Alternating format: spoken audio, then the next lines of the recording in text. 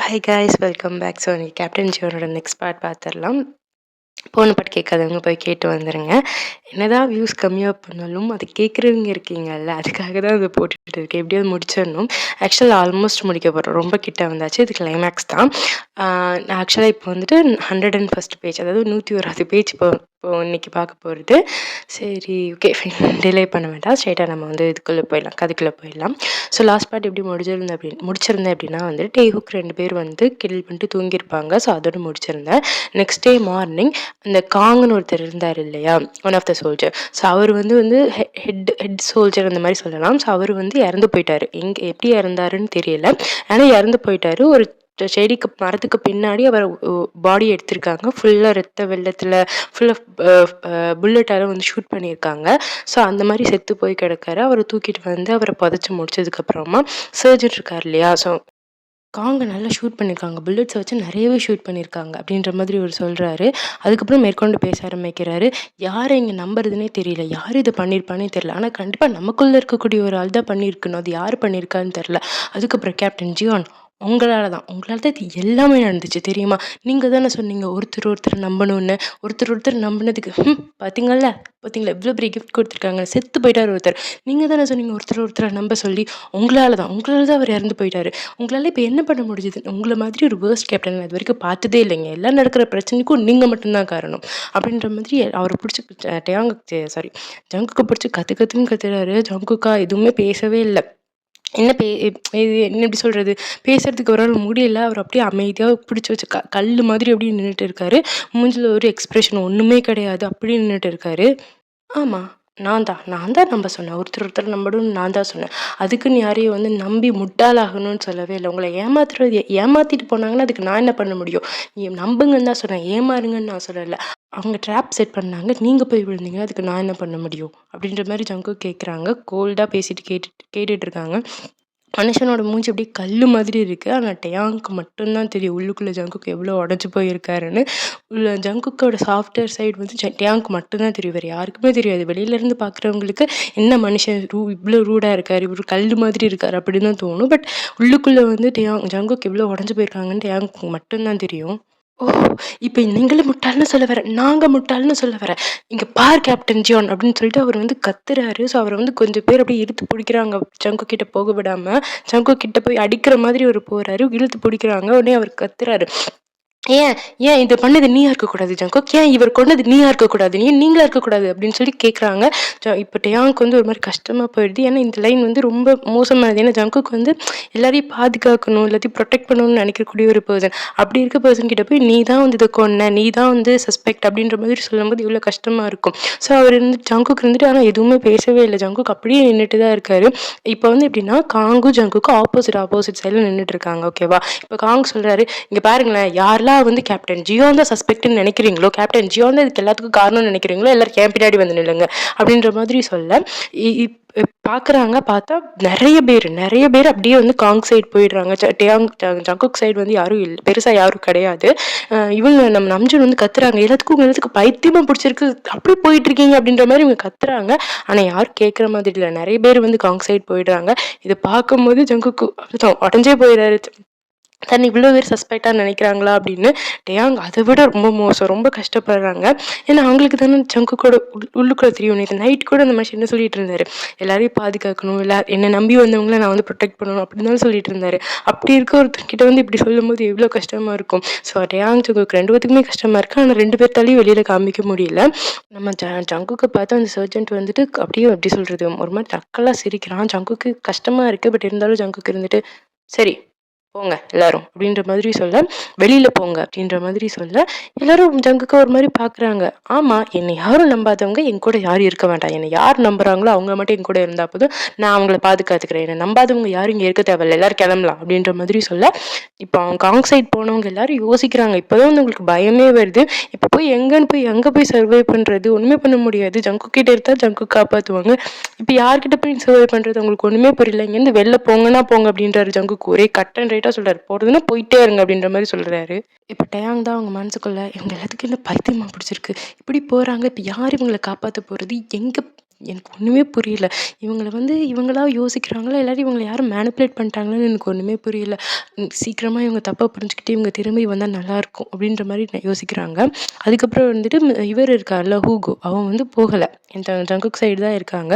So டேயாங் வந்து யோசிக்கிறாங்க. அவங்க மேல டேயாங்க்கு இன்னும் சந்தேகம் இருக்கு. ஏன்னா ஜங்குக் வந்து சொன்னார் இல்லையா? ஸோ அதனாலேயே வந்து அவங்க யூகோ மேல சந்தேகமா இருக்கு. இப்போ வந்து மத்தியானம் ஆயிடுச்சு. ஸோ காலையில வந்து அவங்கலாம் பேசிட்டு இருந்தாங்க இல்லையா? அந்த பிரச்சனை நடந்ததுனால இப்போ மத்தியானம் ஆயிடுச்சு. டேயாங்கால இப்போ கொஞ்சம் கொஞ்சம் நடக்க முடியுது. ஆனா யாராவது சப்போர்ட் வேணும். சப்போர்ட் இருந்தா தான் நடக்க முடியும். அவங்க தேங்க்ஃபுல்லா அங்க இருக்கிற எல்லாருமே வந்து டேயாங்க்கு வந்துட்டு ஹெல்ப் பண்றதுக்கு ரெடியா இருக்காங்க. ஸோ இப்போ கூட வந்துட்டு நம்ம சோக்சின் தான். ஸோ சின் இருந்துட்டு டேயாங் வந்து ஒரு கை தாங்கலா கூட்டிட்டு வந்து ஒரு மரத்துக்கு உட்கார்ற மாதிரி ஒண்ணு இருக்கும் தெரியுமா? ஸோ அதில வந்து உட்கார வைக்கிறாங்க. ஸோ உட்கார வச்சுட்டு தான் வந்து நம்ம ஜின் வந்து பேச ஆரம்பிக்கிறாங்க. "டேயாங் இங்க கிராஸ் பண்ணி போனாங்கல்ல, அவங்கள பத்தி நீ என்ன நினைக்கிற?" அப்படின்ற மாரி சொல்றாங்க. ஏன்னா அவங்களுக்கு வந்து டேயாங் கிட்ட வந்து அத பத்தி பேசணும்னு இருக்கு. டேயாங் இருந்துட்டு, "எனக்கு என்ன சொல்றதுன்னே தெரியல யாங். நீங்க வந்து கேப்டன நம்புறீங்களா?" அப்படின்ற மாதிரி கேட்க, சின் வந்து சிரிக்கிறாங்க. சிரிச்சுட்டு, "இங்க பாரு நான் நம்பலன்னா இங்க நான் இருந்திருக்கவே மாட்டேன். ஃபர்ஸ்ட் நான் கேப்டன் சைடே இருந்திருக்க மாட்டேன்." அப்படின்ற மாதிரி சொல்ல, உடனே டேயாங் வந்து நான் ஜின்ன பார்த்து சிரிக்கிறாங்க. ஜின் வந்து மேற்கொண்டு பேசுறாங்க. "இங்க பாரு டேயாங், நான் முன்னாடியே சொல்லியிருக்கேன்ல, எனக்கு ஜங்குக்கு வந்து ட்ரெய்னிங்கா வர்றதுக்கு முன்னாடி இருந்தே தெரியும். அவரு ஒரு ரொம்ப நல்ல மனுஷன், ரொம்ப நேர்மையான மனுஷனும் கூட. ஸோ அதனால வந்துட்டு அவர நம்புறதுல எனக்கு தப்பா ஒண்ணும் படல." அப்படின்ற மாதிரி சொல்ல, ஒண்ணுமே சொல்லல. அமைதியா வந்து யோசிச்சிட்டே இருக்காங்க. உடனே சோக்சின் இருந்துட்டு டேயாங்கோட பின்னாடி வந்து தட்டி குடுத்துட்டு, "சரி, சரி எதுக்கும் கவலைப்படாத. நான் மத்த ட்ரெய்னீஸ்கிட்டயும் பேசினேன். எல்லாருமே ஜங்குக்க வந்து கண்ண மூடிட்டு நம்புறாங்க. அதனால நீ எதுக்கும் பயப்படாத. நம்ம எல்லாருமே கேப்டன் ஜியான் பக்கத்துல நிப்போம்." இங்க கொஞ்சம் லேக் ஆகுது. I'm so sorry. நான் வளராம பேச ட்ரை பண்றேன். சரி பேக் டு த ஸ்டோரி. அப்படின்ற மாதிரி சொல்லிட்டு அவங்க வந்து அங்கேருந்து கிளம்புறாங்க. ஏன் அப்படின்னா ஜங்குக் வந்து வந்துட்டாங்க. ஸோ 2 பேத்துக்கு கொஞ்சம் பிரைவசி டைம் பேச கொடுக்கணும் இல்லையா? ஸோ அதனால வந்து அவங்க கிளம்பி போயிடுறாங்க. ஜங்குக் வந்து டேயாங் கிட்ட வந்துட்டு, டேயாங் நான் ஒண்ணு கண்டுபிடிச்சிருக்கேன். இது யார் அது பண்ணதுன்னு நான் கண்டுபிடிச்சிட்டேன்." அப்படின்ற மாதிரி சொல்ல, உடனே டேயாங் இருந்துட்டு, "என்ன சொல்ல வர? என்னாச்சு? என்ன ஜங்குக்?" அப்படின்ற மாதிரி கேட்குறாங்க. அவங்களுக்கு எப்படி எடுத்துட்டு போறதுன்னு தெரியல. "என்ன?" அப்படின்ற மாதிரி கேட்குறாங்க. உடனே ஜங்குக் வந்து டேயாங்க கூப்பிட்டுட்டு டென்ட்டுக்குள்ள போறாங்க. போய் தனியா பேசணும் அப்படின்னு சொல்லிட்டு டென்ட்டுக்குள்ள போறாங்க. உள்ள போனோனே நம்ம டேயாங் கேட்குறாங்க, "யாரு?" அப்படின்ற மாதிரி கேட்குறாங்க. அப்படின்ற மாதிரி கேட்குறாங்க. டேயாங்க்கு வந்து பயமாவும், பதட்டமாவும் இருக்கு. யாரு அப்படின்னு கேட்டுட்டு வெயிட் பண்ணிட்டு இருக்காங்க. ஜங்குக் இருந்துட்டு, "ஒருத்தர் இல்ல 2 பேர் காரணம். 2 பேரையும் நான் கண்டுபிடிச்சுட்டேன்." அப்படின்ற மாதிரி சொல்ல, டேயாங் வந்துட்டு, யாரு எப்படி பண்ணாங்க?" அப்படின்ற மாரி கேட்க, உடனே ஜங்குக் இருந்துட்டு அவங்களோட விரல எடுத்து டேயாங்கோட லிப்ஸ்ல வச்சுட்டு, "பேசாத" அப்படின்ற மாரி இண்டிகேட் பண்றாங்க. சொல்ல, இன்னும் டேயாங் வந்து பேசவே இல்ல. ஜங்குக்கு இருந்துட்டு மேற்கொண்டு பேச ஆரம்பிக்கிறாங்க. 2 பேரு. வேற யாரு? ஊஹூவும், அதுக்கப்புறம் அந்த சர்ஜென்ட் மின்னும் தான். இப்போ ஆப்போசிட் பண்ணி கூட்டிட்டு போனான்ல சில பேர்த்த. ஸோ அவங்க சர்ஜென்ட் மின். இவங்க 2 பேரும் தான் காரணம். இவங்க 2 பேத்துல வந்து ஒருத்தன் வந்து கோழை, இன்னொருத்தன் வந்து நாய். இவங்க இவங்க ஏன் வந்து இதுக்கு இப்படி பண்ணிட்டு இருக்காங்கன்னு எனக்கு தெரியல. ஆனா வந்துட்டு 2 பேத்துக்கு 2 டாஸ்க் குடுத்துருக்காங்க. ஒருத்தனுக்கு வந்து ஹியூகோக்கு வந்து குடுத்த டாஸ்க் வந்து நம்மள கொல்லணுன்ற டாஸ்க். ஆனா அவன் நம்மள கொல்லல. ஏன்னு எனக்கு தெரியல. ஆனா சர்ஜென்ட் மின் அவனுக்கு வந்து அவன் தான் வந்து நேத்து வந்து கான கொன்னுருக்கான். ஆனா வந்துட்டு கான கொன்னுட்டு அது பழிய தூக்கி என் மேல போட்டான். ஏன்னா அதனால வந்து அவன யாரும் சஸ்பெக்ட்டா நினைக்க மாட்டாங்கல்ல. அதனால அந்த பழிய தூக்கி என் மேல போட்டு இங்கேருந்து பாதி பேத்த கூட்டிட்டு போயிட்டான். ஆனா அவன் போட்ட ஸ்கெட்ச் அவனுக்கே போய் எதிரா முடிஞ்சிருச்சு. அவனே காமிச்சு குடுத்துருச்சு. அப்படின்ற மாரி சொல்ல டேயாங்க்கு இன்னும் இன்னும் பயம் அதிகமாயிட்டே போகுது. இன்னும் ஜங்குக்கு இருந்துட்டு இதெல்லாம் இருக்கும்போது ஏன் இன்னும் நம்மள கொல்லாம இருக்கான்னு எனக்கு தெரியல. ஆனா அவனுக்கு ஏதோ ரீசன் இருக்கு நம்ம கொல்லாம இருக்கிறதுக்கு. ஏன்னா அவன் நினைச்சிருந்தாலும் நம்மள எப்பயோ கொன்றுக்கலாம். ஆனா அவன் கொல்லல. அவனுக்கு ஏதோ ரீசன் இருக்கு. இத நம்ம வந்து நமக்கு சாதகமா பயன்படுத்திக்கலாம்னு நினைக்கிறேன். அப்படின்ற மாதிரி சொல்ல டேயாங் வந்துட்டு நமக்கு சாதகமா எப்படி பயன்படுத்த முடியும் அப்படின்ற மாரி சொல்லிட்டு இருக்காங்க. அதுக்குள்ள டேயாங்க்கு வந்து அந்த தலைவலி வரும் இல்லையா? ஸோ அது பயங்கரமா வர ஆரம்பிச்சிருச்சு. டேயாங் வந்து கத்துறாங்க. ஜங்குக் வலிக்குது, எனக்கு தலை வலிக்குது, எனக்கு தலை வலிக்குது, என்னால முடியல அப்படின்ற மாரி தலைய பிடிச்சிட்டு கத்துறாங்க. ஜங்குக்கா டேயாங் என்னாச்சு? என்னாச்சு டேமா என்னாச்சு? வலிக்குதா? வலிக்குதா? அப்படின்ற மாரி கேட்குறாங்க. தலைய ஜங்குக்கு பிடிக்கிறாங்க. டேயாங்கா கைய தட்டி விட்டு அப்படியா கத்துறாங்க. அவங்களுக்கு வலிக்குது. உடனே ஜங்குக்கு வந்து டேயாங் வந்து இறுக்கி பிடிச்சுக்கிறாங்க. ஹக் பண்ணிக்கிறாங்க. ஒண்ணும் இல்ல, ஒரு பிரச்சனையும் இல்ல அப்படின்ற மாரி சொல்லிட்டு, "டாக்டர், டாக்டர்" அப்படின்னு ஜங்குக் கத்த, உடனே டாக்டர் உள்ள ஓடி வராங்க.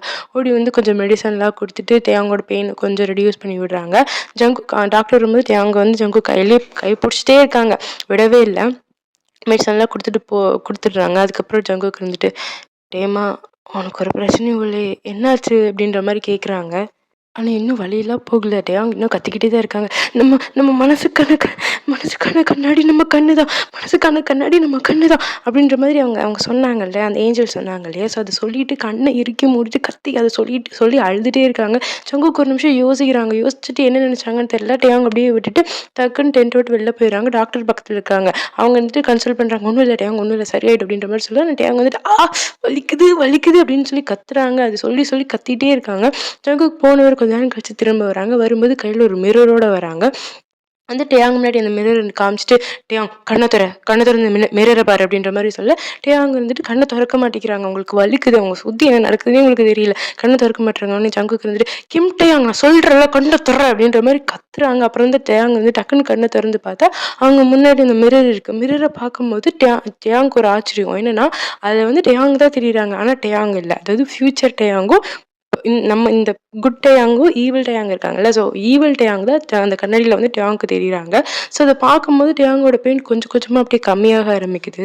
அப்புறமா வந்து டேயாங்க்கு தெரியுது. டேயாங் கொஞ்சம் நேரத்துக்கு முன்னாடி இப்படி தலையை பிடிச்சிட்டு அழுதுட்டு இருந்தாங்க. இப்போ அந்த ஆப்போசிட்டில் இருக்க டேயாங் வந்து தலையை பிடிச்சிட்டு அழுகுறான்.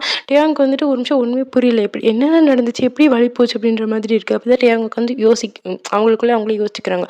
ஓகே ஃபைன், அவங்க மிரரை பார்க்கறது மூலமாக தான் என்ன அவன் கண்ட்ரோல் பண்ணியிருக்கான். அப்போ நான் மிரரை திரும்ப பார்த்தேன்னா அவனை என்னால் கண்ட்ரோல் பண்ண முடியும். நான் இப்போ அவனை கண்ட்ரோல் பண்ணியிருக்கேனா அப்படின்ற மாதிரி இருக்குது. கடவுளே எப்படி ஒரு வழியாக எனக்கு இதுக்கான வழி தெரிஞ்சிருச்சு.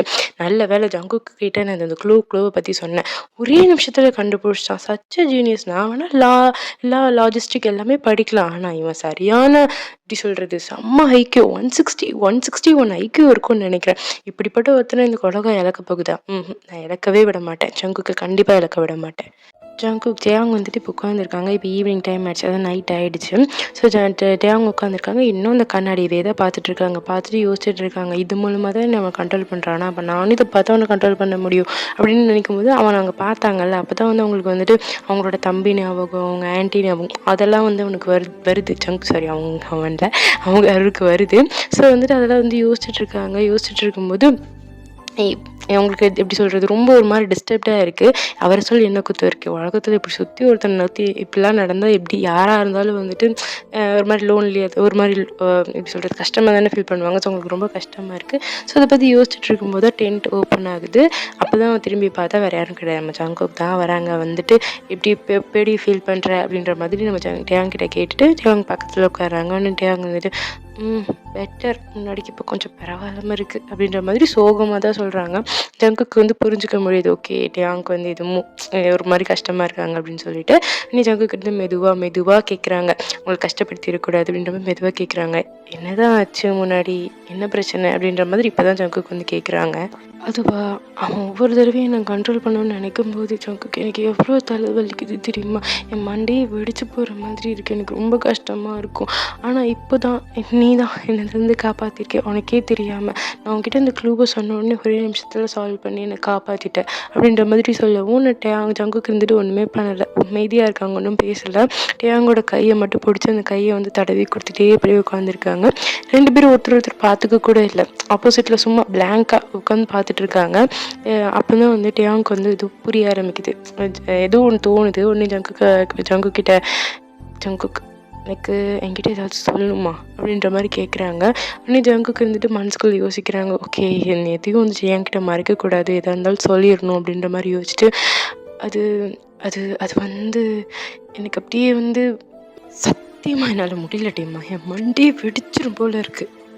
பார்த்தல யாருமே நம்பவே இல்லை, எல்லோரும் என்ன சந்தேகப்படுறாங்க, நான் ஒர்த்து இல்லையோ, நான் அந்தளவுக்கு நல்ல கேப்டன் அப்படின்னு சொல்ல வராங்க, சாரி லீடர் அப்படின்னு சொல்ல வராங்க. ஆனால் டேயாங் வந்து அவங்களுக்கு சொல்ல விடலை. ஜங்கு கையை பிடிச்சி அப்படி இறுக்கி பிடிக்கிறாங்க. ஜங்குக்கு வந்து வலிக்குது டேம்மா அப்படின்ற மாதிரி சொல்ல, வலிக்கணும், நல்லா வலிக்கணும், நீ இப்போ சொல்ல வந்தது மட்டும் வாய் திறந்து சொன்னேன்னு வச்சுக்கோ, உனக்கு பொண்ணே போட்டுருவேன், நீ நல்ல லீடர் இல்லைன்னா இப்போ யார் தான் நல்ல லீடர், நீ எவ்வளோ நல்ல லீடர் தெரியுமா அப்படின்ற மாதிரி சொல்கிறாங்க. ஜங்குக்கு வந்து டேயாங்கே பார்த்துட்டு இருக்காங்க. டேயாங் வந்துட்டு அவங்களுக்கு தெரியும் ஜங்குக்கு வந்து தன்னை தானே வந்து ப்ளேம் பண்ணிப்பார் அப்படின்ற மாதிரி தெரியும். ஜங்குக்கு வந்து ஜங்குக்கோட வேர்த் வந்து ஜங்குக்கே புரியல. அதான் டேயாங்க்கு கஷ்டமாக இருக்குது. என்னால் முடியல டேம்மா, எனக்கு அழுக வருது, எனக்கு அழணும் அப்படின்ற மாதிரி சொல்லிட்டு டேயாங்கோட ஷோல்டரை சாஞ்சிட்டு டேயாங்கோட கையை வந்து இறுக்கி பிடிச்சிட்டு ஜங்குக்கு வந்து அழுகுறாங்க. டேயாங்க்கு வந்து இப்போ தான் வந்துட்டு ரொம்ப கஷ்டமாக இருக்குது. ஜங்குக்கு இப்படி பார்க்குறதுக்கு டேயாங்கால முடியவே இல்லை. அட் லாஸ்ட் என்னதான் இருந்தாலும் ஒரு மனுஷன் தானே, அவரும் மனுஷன் தானே, அவருக்கும் ஃபீலிங்ஸ்லாம் இருக்க தானே செய்யும். அவரும் உடஞ்சி போவார், அவரும் மனசு கஷ்டப்படும் அப்படின்றது டேயாங்க்கு இப்போ தான் ரொம்ப வலிக்குது. ஏன்னா ஜங்குக்கு வந்துட்டு எவ்வளோ பண்ணுறாரு, எவ்வளோ விஷயங்கள் மண்டைக்குள்ளே ஓடிட்டு இருக்கு, எவ்வளோ பண்ணுறாரு. அந்த மனுஷனால சுத்தமாக முடியல. அதனால வந்து அழுகவே ஆரம்பிச்சிடுறாரு. என் மண்டைக்குள்ளே 1000 ஓடுது, 1000 ஓடுது. என்னால் முடியல, சுத்தமாக முடியல. எவ்வளோதான் நானும் சமாளிக்கிறது. என் வாழ்க்கை ஃபுல்லாக ப்ரெஷர்லேயே போயிட்டுருக்கு. என்னால் சுத்தமாக முடியல. என்னால் வந்து நானும் ஸ்ட்ராங்காக இருக்கணும்னு தான் நினைக்கிறேன். ஆனால் உடஞ்சி போயிட்டேன் தெரியுமா. என்னால் முடியல. இங்கே இருக்கிற யாரும் முன்னாடியும் என்னால் அழுக முடியாது. யாராவது அவங்களோட கேப்டன் எப்படி அழுகிற வீக்கான ஸ்டேஜில் பார்த்தா என்ன நினைப்பாங்க.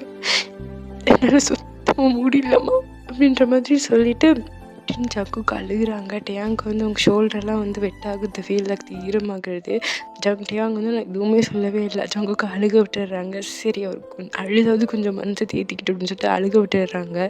டேயாங் ஜங்குக்கோட கையை இறுக்கி பிடிச்சிக்கிறாங்க. பிடிச்சிட்டு அதை தடவி கொடுத்துட்டே தட்டி கொடுத்துட்டே இருக்காங்க. சரி ஒன்றும் இல்லை அப்படின்ற மாதிரி தட்டி கொடுத்துட்டே இருக்காங்க.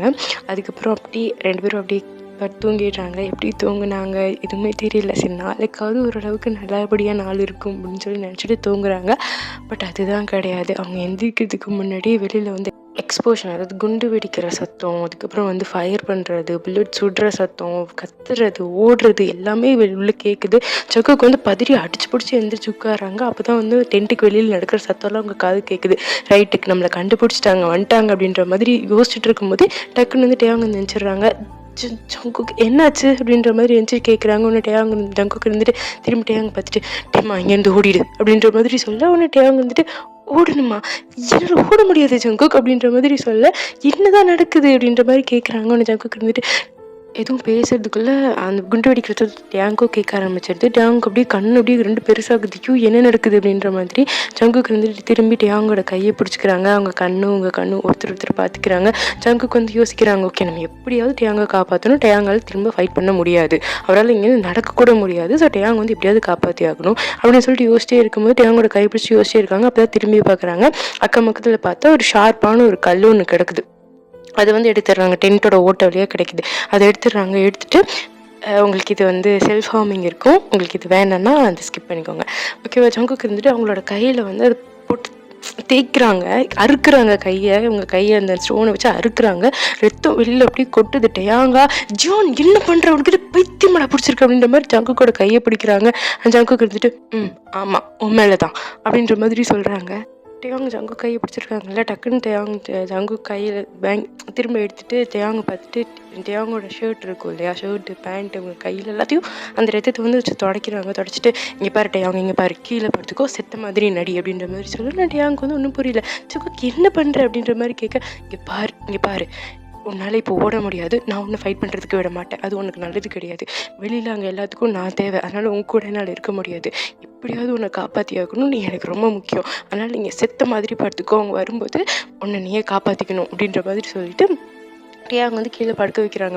உங்களுக்கு புரியுதா கான்செப்ட்டு? ஸோ ரத்தத்தை வந்து கிழிச்சு உங்கள் கையில் இருந்து ரத்தத்தை எடுத்து அதை டேயாங் மேலே தடவி டேயாங் வந்து செத்த மாதிரி கீழே படுக்க வச்சுட்டா வந்தவங்க வந்து பார்த்துட்டு இவன் செத்து போயிட்டா அப்படின்னு நினச்சிட்டு டேயாங் வந்து அப்படி விட்டுட்டு போயிடுவாங்கல்ல. அதனால வந்து டேயாங் வந்து கீழே படுக்க வைக்கிறாங்க.